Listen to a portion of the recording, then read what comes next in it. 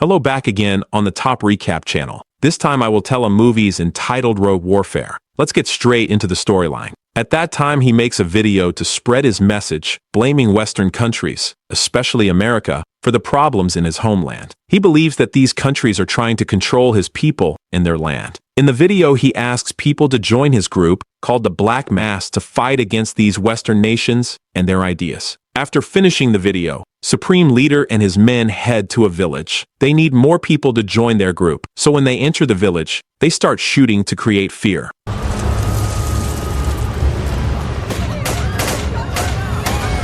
The villagers, scared by the gunfire, try to run and hide, but Supreme Leader and his men are ruthless, attacking anyone who tries to fight back.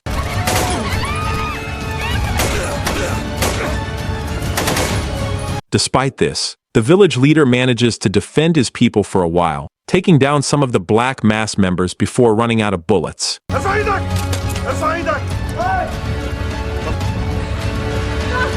In the end, he gets captured. Later, Supreme Leader questions the village leader and the other survivors, including the leader's family. The village leader begs Supreme Leader to leave them alone, saying they're just regular people who don't want to fight. But Supreme Leader doesn't agree. He thinks everyone should fight for him, and anyone who refuses is helping the Western countries. When the village leader stays silent, Supreme Leader gets angry and kills the village leader's son right in front of him. No! Don't you understand? This is war! After the village leader's son was killed, the village leader still refused to join the Black Mass group. Because of this, the terrorists decided to execute him and the remaining villagers. Only the village leader's daughter managed to escape. This happened because the village leader's wife begged Supreme Leader not to harm the little girl, and her plea worked. The next day, the President of the United States was at his office writing a letter to other world leaders. He wanted to work together with him to stop the Black Mass group, which was becoming more dangerous. Since the 9/11 attacks, America and its allies have been working to keep the world safe. They created a special team made up of the best soldiers from different countries. Some of these soldiers were Daniel and James from America, Galina from Russia, Sue from China, Ralph from England, Jacques from France, and Chris also from America. 3 days later, at a secret base in the Middle East called the Black Site, a commander named Briscoe arrived. He was welcomed by a soldier named Smith. Lead the way. At the same time, another soldier named Marino was on duty watching the area around the base to make sure no enemies were nearby. Soon after, the new special team gathered in front of their leader Briscoe. He told them about their secret mission that no one else should know about. For their first mission, they had to capture a man named Mohammed Aviv. Aviv was an illegal arms dealer who often sold weapons to the Black Mass group. By catching him, they hoped to learn more about Supreme Leader of the dangerous terrorist group. The mission was so urgent that the team didn't have time to train together and were told to get ready right away. It's time. The team flew by helicopter to a dry, barren hill and continued on foot until they reach a village.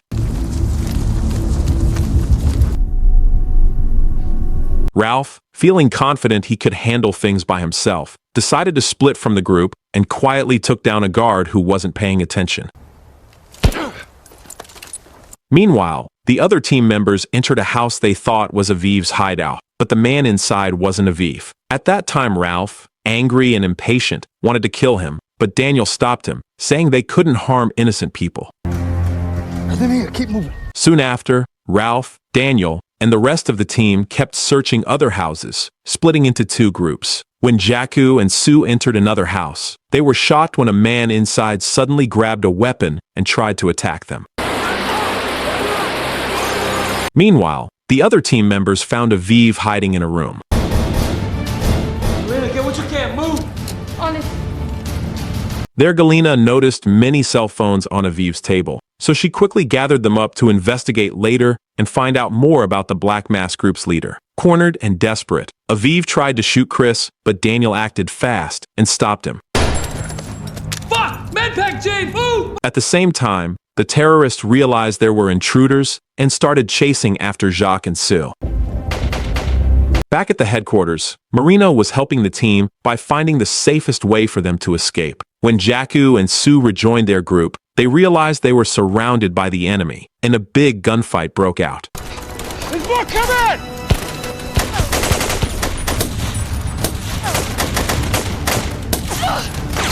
In the middle of the battle, Daniel tried to help Chris, who was badly hurt. Sadly, Chris had lost too much blood and couldn't be saved. The fight continued until the special forces defeated the terrorists and returned to base, bringing Chris's body with them. Frog out! Take cover!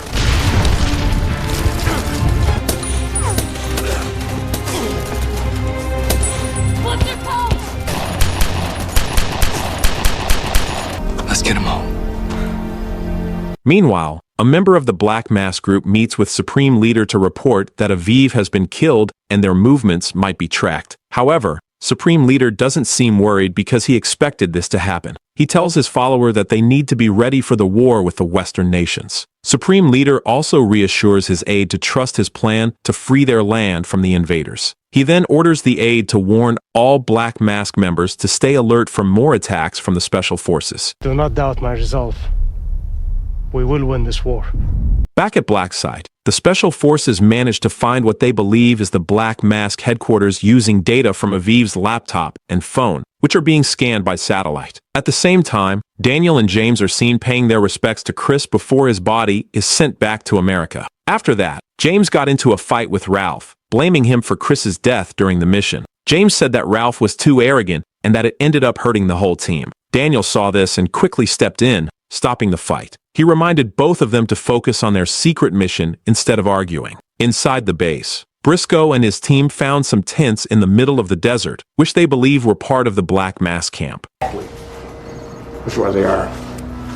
The transport will go in the first flight. Yes, sir. Briscoe immediately shared this information with the Special Forces team and prepared to send them to check it out. The next day, with a helicopter, Daniel and the others arrived near the terrorist camp. From the top of a hill, they started to observe the Black Mask group, and Galina used her rifle scope to scan the area. Up front. Anything else? After figuring out where the enemies were, Daniel divided the team into two groups to make their attack more effective. Galina was assigned as the sniper to protect the team from above. As Daniel and his team moved down the hill toward the camp, Galina silently took out 3 terrorists who were guarding the area.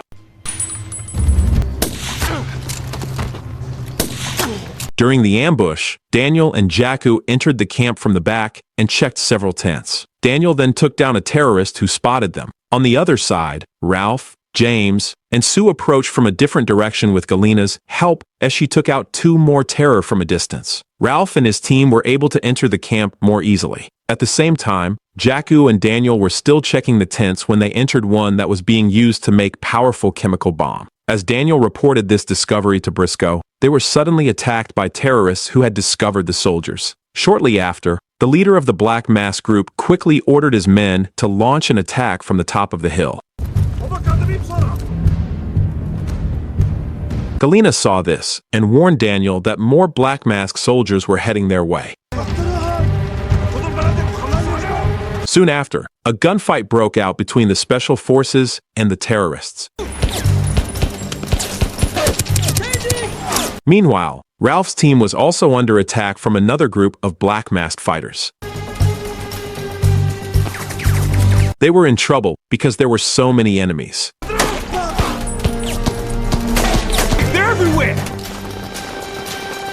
Galina saw this and stepped in to help by shooting several of the terrorists from her position, giving Ralph and his team room to move. At the same time, Jakku threw a bomb to blow up a tent, trying to slow down the attackers. But even after the explosion, more terrorists kept coming. Realizing they were outnumbered, Daniel told Jack and the others to head up the hill while he stayed behind to hold off the enemy. Move. I need you to cover for extraction. From the headquarters, Briscoe ordered a helicopter to pick up the Special Forces team as they were getting more and more surrounded by the enemy. Back on the hill, Ralph and the others began climbing, but they had to leave Daniel behind, who was now surrounded by the terrorists. Galena kept watching the enemy's movements, making sure her teammates were safe. When James reached the pickup point, he wanted to go back down to save Daniel, but the others stopped him. They convinced James to return to the base and plan a careful rescue for Daniel. Let's go. At the Black Mask base, Daniel was unconscious after being captured by the terrorist. Now he was held by Supreme Leader of the Black Mask group. Once back at the headquarters, Ralph saw that James was still worried about Daniel. There, Ralph promised that they would rescue Daniel as soon as possible, because Daniel was an important part of their team.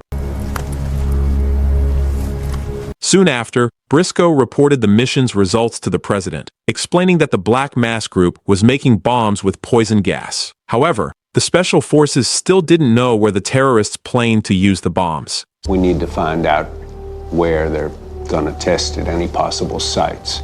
Sometime later, Galena checks Aviv's phone and finds a location where the Black Mask group might be headed. Meanwhile, Daniel is still being held captive by Supreme Leader, who is angry at him for being part of the Western forces.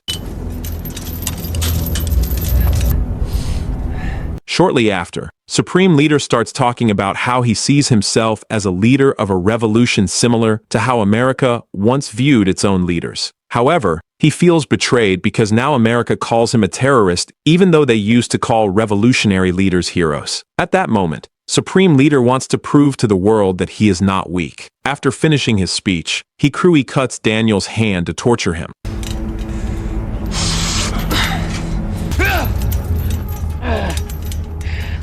The next day, the Special Forces prepare to head to the location Galena found. While waiting for Briscoe's instructions, they keep an eye on the area.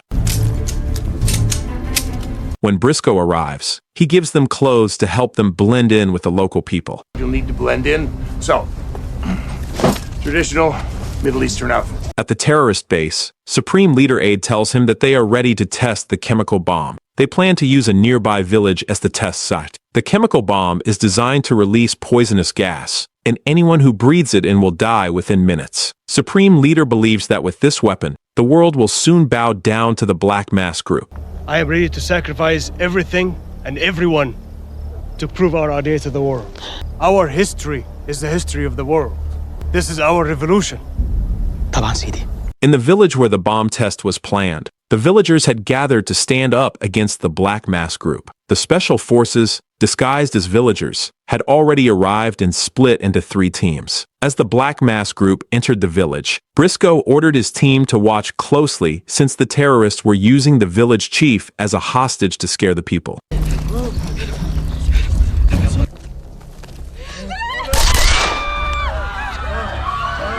On the other hand, Galena, stationed on top of a building with her weapon, was ready to take out Supreme Leader. However, the terrorists spotted her, and Supreme Leader quickly activated the bomb and killed the village chief. This led the special forces to start moving, and soon a gunfight broke out between them and the Black Mask group.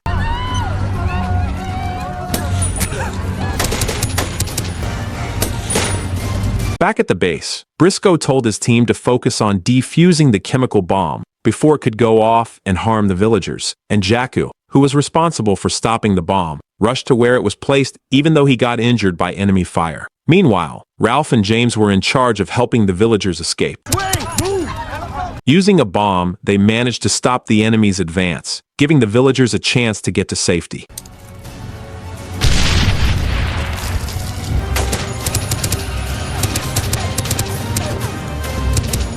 Even though the terrorists were defeated, the chemical bomb was still active. At that time, Jakku, who was injured and couldn't use his arm, couldn't defuse himself. With less than a minute left, he gave instructions to Ralph and Galena on how to stop the bomb. Then they cut the green wire, and the bomb was finally defused. 9, 8, Do it. What color? 5, 4. No, it's a backward return. Green, get the green! We're clear. We're all clear. Yes! After finishing the mission, the team returned to the base, but Daniel was still a prisoner at the Black Mask base. Supreme Leader had been torturing Daniel, and Briscoe later received a video from a CIA agent showing the torture. In the final scene, Briscoe showed the video to the entire team, letting them know Daniel was still alive. After seeing how cruel Supreme Leader was, the team became more determined to rescue Daniel from the terrorists.